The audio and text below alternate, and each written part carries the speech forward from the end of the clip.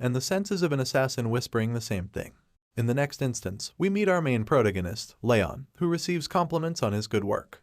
Leon kneels and looks up at the voice that compliments him, thanking the respected Sir Daruth Robert. Daruth glares at our hero as he narrates that he has been told he will be killed by the man standing in front of him tonight. He comments on the fitting performance of the protagonist as the Shadow Chief and commends that it is because of him that the family has been growing in power faster. Leon humbly expresses that he has just been doing what he should have, but in a slight change of tone, Daruth asks him if he thinks the Shadow needs freedom. And following this question, our hero answers that they, Shadows, are not capable of questioning anything that has been commanded to them and are to only follow the orders given to them by their masters. But just then, our hero is startled when Daruth questions why he had acted on his own when he knew of this rule in fact. Leon is taken aback by the extreme pressure and tense situation as Daruth asks why he had undone the brainwashing. He glares at Leon as he kneels before him, wondering how Daruth has come to know of this. We are then enlightened about what brainwashing actually is. It is the method that the Robert family uses to control their assassination organization, Shadow. It is elaborated that they buy or kidnap children and make them work as assassins their entire lives for the sake of the Robert family, engaging in all kinds of wicked activities. And our hero continues to narrate that, simply put, they groom the children into becoming their loyal dogs. However, he coincidentally was able to break free from these chains. Wondering how the man is able to confront him, he asks Daruth how he knows. Daruth then explains that he and the other assassins have two collars, one is for brainwashing, and he snaps his fingers to reveal the second collar. And just then, our hero feels a sudden intense pain in his chest. He bleeds from his mouth and continues to wail in agony and excruciating pain. He grabs hold of his chest firmly and wonders what kind of pain this is, expressing it to be as if his heart is being sawed in half. A dark red aura surrounds Leon as he glares upon the torturer in front of him, and Daruth explains it to be the rage worm. He explains that there is an insect in his body that eats away at his heart upon his command, and this is the worst kind of enchantment that there is, allowing them to look into the emotions of the slave. Leon is startled and dazed in anger as he calls out at the sickening act, and he yells at Daruth, questioning if brainwashing them wasn't enough that they had to feed them rage worms too. Daruth, however, contradicts the fair and righteous comment as he tells himself to be thorough, and he elaborates that there is a saying that every person wears a mask. He continues to tell that his mask just happens to be thicker than others. This is when we get to know about the backstory of our hero. Leon says that he was kidnapped at an age he does not remember, and he was raised as the Robert family's hunting dog. He solemnly expresses that he was the head of the Shadow, and lived his life without any emotions or a mind of his own. He continues that coincidentally, he was able to learn a breathing technique called the Fire's Ring, and to prove that this was the divine skill of the best swordsman, he broke free from the brainwashing. But he expresses that he thought he would be met with freedom, yet he wonders why he has had to meet with death instead. He dwells into deep despair as he questions his life, and wonders what kind of sins he has committed to die such a meaningless death. However, just then, something flares up his spirit and he picks himself up, gritting his teeth and determined that this cannot end like this. He stands up, startling and surprising Daruth, who asks how he can even stand up in such a state. Leon's eyes glow and he glares at his opponent, preparing himself to attack. He is determined to take his arm or even just inflict a small injury. Our hero bravely leaps forward and approaches his torturer, screaming in full spirit and fury, expressing he won't just die so pathetically. Daruth sees the wrath of the slave approaching him, and he immediately raises his arm to counter. He slashes through our hero's body in just an instant. In the blink of an eye, we see our hero's body cut through with a sharp cutting slash, blood sputtering out, and his head rolling over on the ground as his eyes fill with emptiness. Daruth stands before the corpse of the dead slave as he contemplates that he thought he had prevented everything. But he is surprised that the slave has undone the brainwashing, and even attacked him through the pain of the rage worm. He then makes his leave and notices a small cut on his hand, wondering when was the last time he was injured. He's annoyed at being bitten by his own disposable hunting dog. Other assassins and caretakers make their way instantly to the scene as Daruth calls them to take care of the mess. Just then, we see that our hero has not yet given up, his eyes still glaring at the torturer stepping away in disgust. He contemplates the fact that Daruth is the strongest, and there was no way he would have won against him. Our hero dwells in despair and hopelessness as he slowly lets go, thinking that there is nothing that he could have done.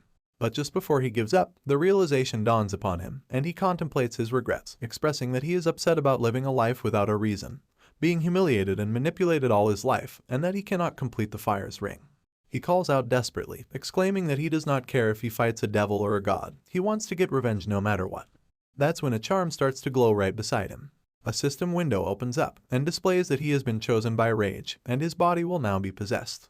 But then, the system window turns red, expressing that the body of the vessel has died, and chaotically displays an error on the screen. In a change of setting, we are brought to a sunny and bright field where birds are chirping, and the sun shines brightly. A woman's voice holds a toy in her hand as she calls for someone named Sunny to look at her, and a baby's voice echoes as he reaches out his hands at the woman, calling her mama. The woman asks the baby what he thinks the toy is, and the baby mutters the words for his baba. The woman is in awe of the child and picks him up, holding him close to her chest, but the baby appears to be somewhat annoyed. The baby expresses that he still cannot get used to this, and the voice of our hero once again narrates, telling us that the woman cuddling him is Sylvia. He continues to tell us that it is still hard to believe, while Sylvia holds him up in the air and playfully asks him to try and say mom. Leon states that it is still hard to believe that he has been reincarnated as a woman's child. With all the memories of his past life as an assassin, he first thought that he had been dreaming and sleeping for the past 100 days, and he did not wake up from a dream no matter how much he slept, so he accepted the fact that he has been reborn.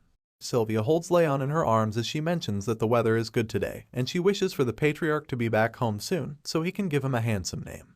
Leon gazes over at the woman holding him, and points out that she can't keep calling him Sonny forever. But in other news, he also mentions that the patriarch must be busy since he has not shown his face in the past 100 days.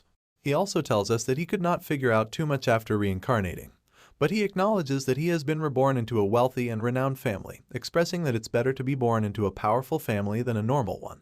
And he adds that he needs to get his revenge after all, expressing that the rage and desire for revenge are still prominent in his mind. But still, he gets a hold of himself and acknowledges that he must be patient, because he does not know where this is, what the position of this family is, or what kind of situation he is in right now. Adding to his contemplation, he recalls that he was unable to complete the fire's ring in his past life, so he needs to be patient. He was called the best assassin in Robert family's history, and so, in order to enact revenge, he needs to swallow his emotions for as long as it takes. Our baby hero is curious, gazing upon the luxurious mansion, wondering if this family is more than renowned.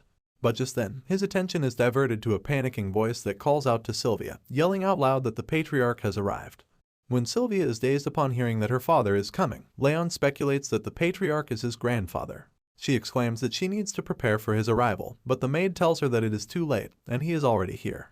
The atmosphere changes in the room as Sylvia and the maid both stand in a daze, and Leon experiences this change as he questions the sudden tension in the atmosphere. A voice yells out to make it known that the patriarch is entering, and a gate opens as a man follows through with 2 guards accompanying him. Leon expresses that just the man's existence is overwhelming. A royal gown flutters in the air as the man steps into the room, making our young hero squeak in a baby voice. He speculates and acknowledges the man who has approached him, and Sylvia greets her father in respect. The man has a beard, and he questions if the baby that Sylvia holds is his grandchild. This is when Leon realizes his identity. He points out the golden blonde hair of the man, the flame-like red eyes, and his ice-cold aura. He explains the man to be the zenith of this continent, the northern king of annihilation, Glenn Zychart. Our baby hero appears to be concerned and dazed as the patriarch gazes upon his grandchild, and wonders how the hell he got reincarnated into the most powerful family on the continent.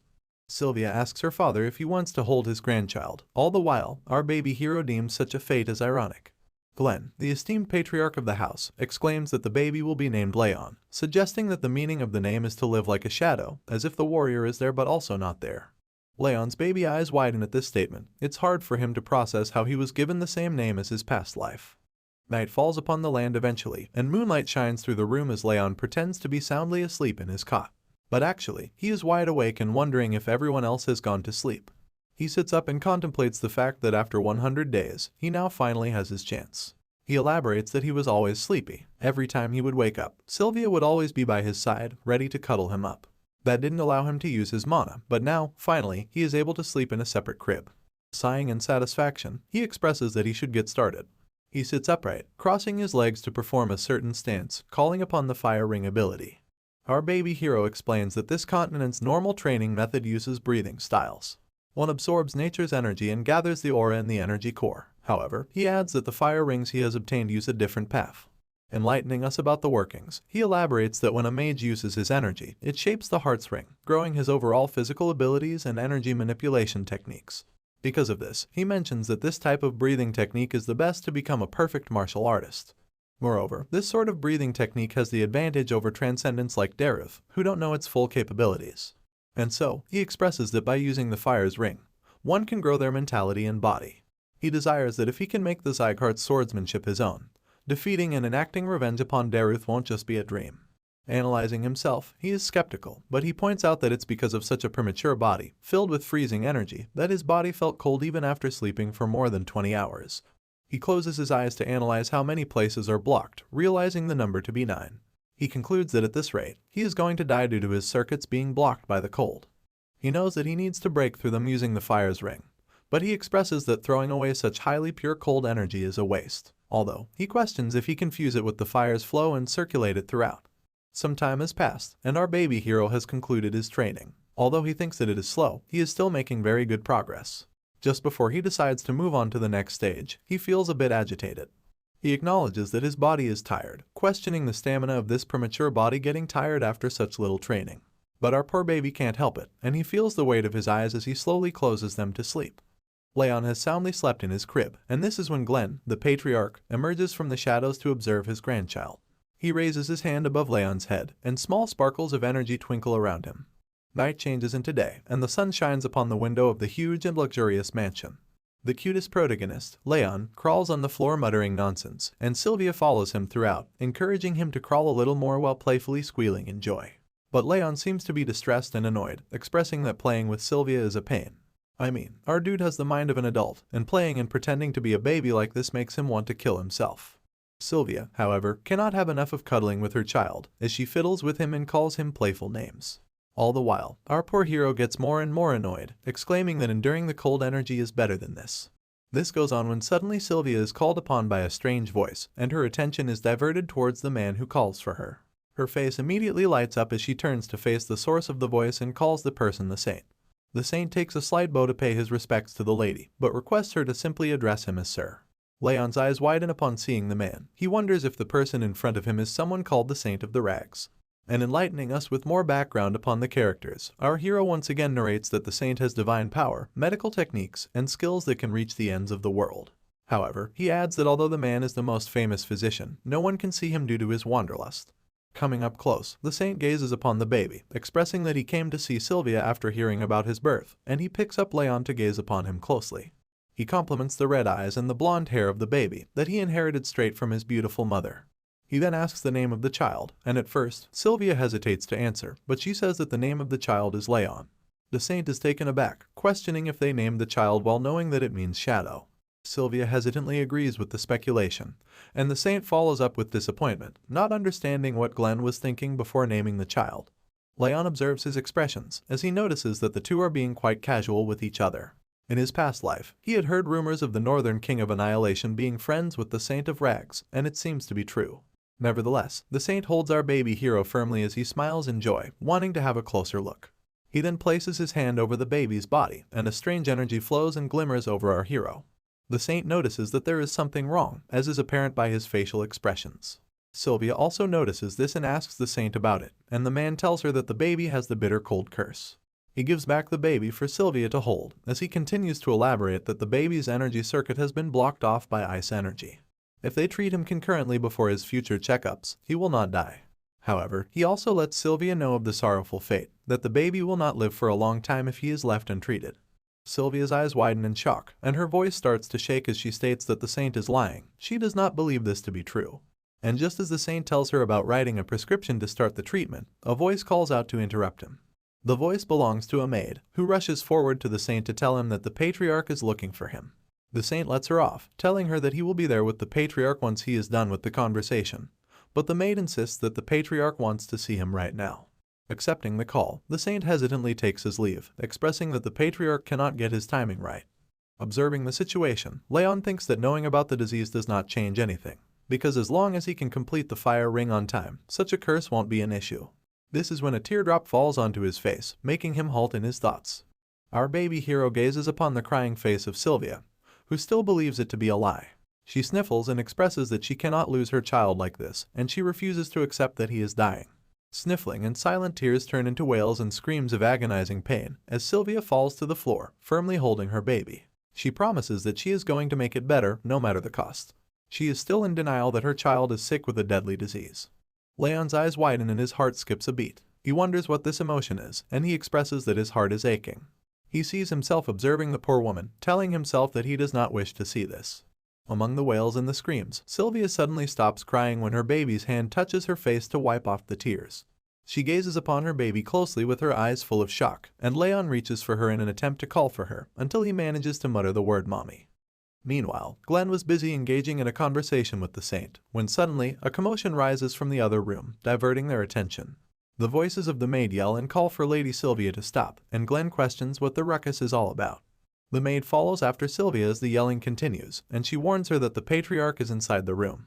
The door breaks open, and Sylvia barges into the room despite the maid's best efforts. She glares at the patriarch while she huffs and puffs to catch her breath. The red eyes of the patriarch, Glenn, glare at his daughter as he confronts her about the reason for this ruckus. He mentions the rude and unsightly behavior, demanding a suitable answer. But he stops mid-sentence when he sees his daughter kneeling before him on the floor with tears in her eyes.